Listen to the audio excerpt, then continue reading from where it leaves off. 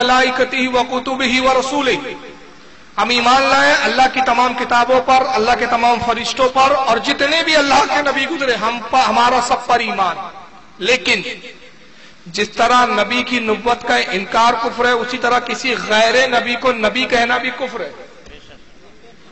ये दो जुमले पे पूरी मेरी तकरीर का महवर है, इसको याद रख लें। जिस तरह किसी नबी की नबुव्वत का इनकार कुफ्र है, वैसी किसी गैर नबी को नबी मानना भी कुफ्र है। खुद अल्लाह के नबी ने फरमाया कि कयामत उस वक्त तक ना आएगी जब तक 30 झूठे दज्जाल ऐसे पैदा ना हो जाए जिनमें से हर कोई दावा करेगा कि मैं नबी हूं, हालांकि मेरे बाद कोई नबी नहीं। तो कुछ झूठे नबुव्वत के दावेदार पैदा हुए, जिसमें एक मुस्लिमा कज़्ज़ाब है। ये रसूलुल्लाह के जमाने में पैदा हुआ, सरकार के ऊपर ईमान लाया। पहले ईमान लाने के बाद ये बूढ़ा था, खूसट, बड़ी तवील उम्र थी इसकी। सरकार के दस्ते मुबारक पे हाथ रखकर ईमान का इकरार किया। जब अपने वतन गया तो मुर्तद हो गया, और फिर रसूलुल्लाह को पैगाम भेजता है। एक खत लिखकर भेजा कि मोहम्मद, जिब्रील आए और कहा कि नबुव्वत में मुझे तुम्हारे साथ शरीक किया गया। नऊज़ुबिल्लाह मिन ज़ालिक। ए मोहम्मद, जैसे हजरत मूसा और हारून एक ही जमाने में 2 नबी थे, जैसे हजरत इब्राहिम और इस्माइल और ईसाक एक ही जमाने में 3 नबी थे, जैसे हजरत आदम और शीश एक ही जमाने में 2 नबी थे, जैसे हजरत नूह और यूशे और दिगर अंबिया एक ही जमाने में 2 रहे, जैसे यहया और ईसा एक जमाने में 2 रहे। तो जिब्रील ने कहा कि मोहम्मद और मैं दोनों इसी जमाने के नबी हैं, मैं नबुव्वत में आपका शरीक हूं। लिहाजा जितने इलाके मुसलमानों के कब्जे में, आधे इलाके मेरे हवाले कर दीजिए। ये उस वक्त की बात है कि जब सरकार सल्लल्लाहु अलैहि वसल्लम का आखिरी वक्त है, विसाल ज़ाहिरी का। सरकार की तबीयत अलील है, बुखार बहुत तेज है, नकाहत, कमजोरी का आलम यह है कि आप बिस्तर पे आराम फरमा रहे। मगर जब मुस्लिमा का खत पढ़ा गया तो रसूलुल्लाह पे एक जलाल की कैफियत तारी हुई, और उसी जलाल के आलम में सरकार बिस्तर से उठकर बैठ गए। आपके हाथ में एक छड़ी थी, एक छड़ी दी और जमीन पर एक छोटी सी लकीर पाड़ी, और लकीर पाड़ने के बाद साहबा से फरमाया, देख रहे हो इस लकीर की पैमाइश को, देख रहे हो कितनी जगह ली इस लकीर ने? साहबा ने अर्ज़ किया, या रसूलल्लाह, बहुत थोड़ी जगह ये लकीर आई है। इरशाद फरमाया, जितनी लकीर मैंने जमीन पर खींची, कसम खुदा की मुस्लिमा कज़्ज़ाब है, झूठा है, इतनी लकीर के बराबर भी मैं जमीन उसको नहीं दूंगा। जाओ उसको कत्ल कर दो। हजरत उसामा इब्न ज़ैद साहबी रसूल, जो हजरत ज़ैद हुजूर के आजाद करदा गुलाम थे, उनके साहबजादे थे, हुजूर ने उनको सरदार मुकर्रर किया। फरमाया, जाओ उसको कत्ल करो। जलील क़द्र बड़े बड़े साहबा उनके झंडे तले आए। अब मुस्लिमा को कत्ल करने के लिए काफिला निकला। अभी कुछ दूर गए थे कि अल्लाह के रसूल का विसाल हो गया। काफिले को इत्तला मिली कि सरकार विसाल फरमा गए। ये पूरा काफिला लौट कर आ गया, सरकार के जनाजे में शरीक हुआ, तदफीन में, तजवीज़ और तदफीन में शामिल रहे। अबू बकर सिद्दीक तख्त खिलाफत पर रौनक अफरोज होते और सबसे पहला हुक्म दिया, फरमाया कि अल्लाह के नबी ने जिस लश्कर को रवाना किया था, मैं उस लश्कर को रोकने वाला नहीं। मेरी खिलाफत का सबसे पहला काम और कारनामा यह होगा कि मुस्लिमा को कत्ल किया जाए। जाओ उसे कत्ल कर दो। साहबा गए, इस मरदूद को कत्ल कर दिया। जंग हुई, जंग में यह मारा गया। एक और नबी के जमाने में एक शख्स और पैदा होता है जिसका नाम असवद अंसी है।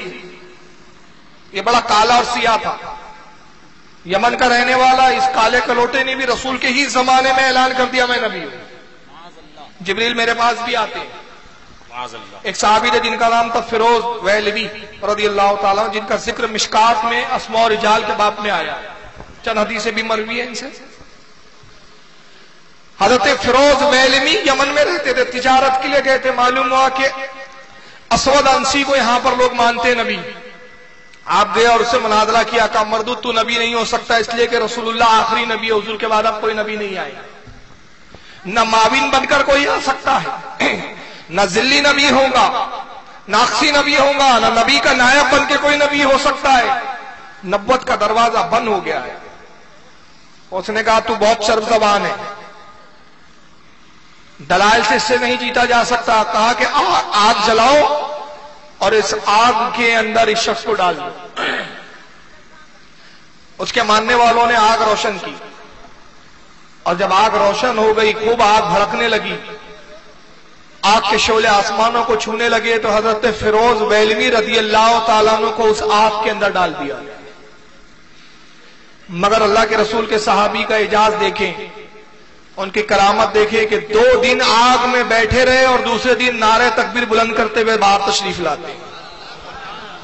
لوگ تو سمجھے کہ جل کر راکھ ہو چکے ہوں گے، مگر جب فیروز ویلوی کو آگ سے نکلتے ہوئے دیکھا تو آدھی قوم اسود انسی سے منحرف ہو گئی اور اس کو لان تان کرنے لگی، اور نعوذ باللہ حضرت فیروز ویلوی کو جو آدھی قوم بچی تھی وہ قتل کے لیے دوڑ پڑی.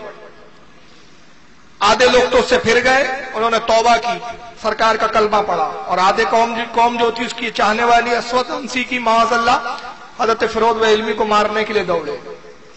حضرت فیروز ویلوی رضی اللہ تعالیٰ عنہ فرماتے تم چاہو جو کرنا چاہو کر لو، مگر میں یہ ضرور کہوں گا کہ اسود جھوٹا ہے، رسول اللہ سچے نبی.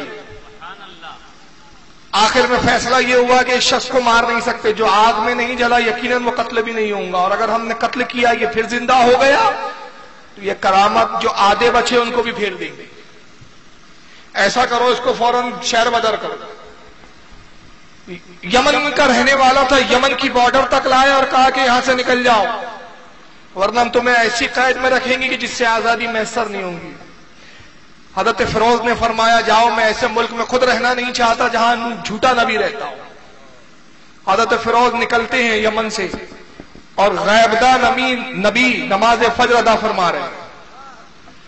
فجر کی نماز ختم ہوئی، آپ منبر پہ تشریف لائے، فرمایا کہ ایک شخص نکلا ہے یمن سے مدینے کی طرف، ان قریب مدینے میں داخل ہوں گا، آؤ ہم اور تم سب اس کا استقبال کریں.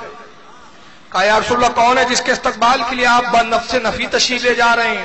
ارشاد فرمایا فیروز ویلوی ہے، جس کو میری امت میں حضرت عیسیٰ علیہ السلام کا پرتو دیکھنا ہو وہ فیروز ویلوی کو دیکھ لے. کہا یا رسول اللہ وہ حضرت ابراہیم علیہ السلام کے پرتو؟ آخر اس کا سبب کیا ہے؟ فرمایا جیسے ابراہیم کو آگ میں پھینکا گیا تھا اور وہ محفوظ رہے، اللہ نے میرے اس صحابی کو بھی محفوظ رکھا. آخر میں حضرت فیروز ویلوی کو شہر بدر کیا گیا. یہ باہر نکلے، باہر ٹھہرے ہوئے رات ہونے کا انتظار کر رہے ہیں. جب رات ہوئی تو دوبارہ شہر میں داخل ہوئے، چھپتے چھپاتے اسود انسی کے گھر میں داخل ہوئے، خنجر نکالا، کام تمام کر دیا، اس کو انجام تک پہنچایا اور وہاں سے پھر یمن سے نکلے. اور جب فجر کے وقت پہنچے تو اللہ کے نبی مدینے کی سرحد پر استقبال کے لیے کھڑے ہوئے. جیسی حضرت فیروز آتے ہیں نبی پاک بنفس نبی تیز رفتاری کے ساتھ دوڑتے ہوئے جاتے ہیں، پھر اس کو گلے سے لگا لیا اور ارشاد فرمایا شاباش ہے فیروز کے لیے، شاباش ہے فیروز کے لیے، شاباش ہے فیروز کے لیے. 3 بار ارشاد فرمایا اور فرمایا فیروز جس طرح تو نے اس کے جھوٹے ہونے کی گواہی دی اور میرے سچے ہونے کی گواہی دی، اللہ نے تجھے یہ انعام عطا کیا کہ دنیا کی آگ میں بھی تو محفوظ ہے اور آخرت کی آگ میں بھی تو محفوظ ہے. جنت کی بشارت دی گئی. تو نبی کے زمانے میں 2 ہوئے جنہوں نے نبوت کے اعلان کیے.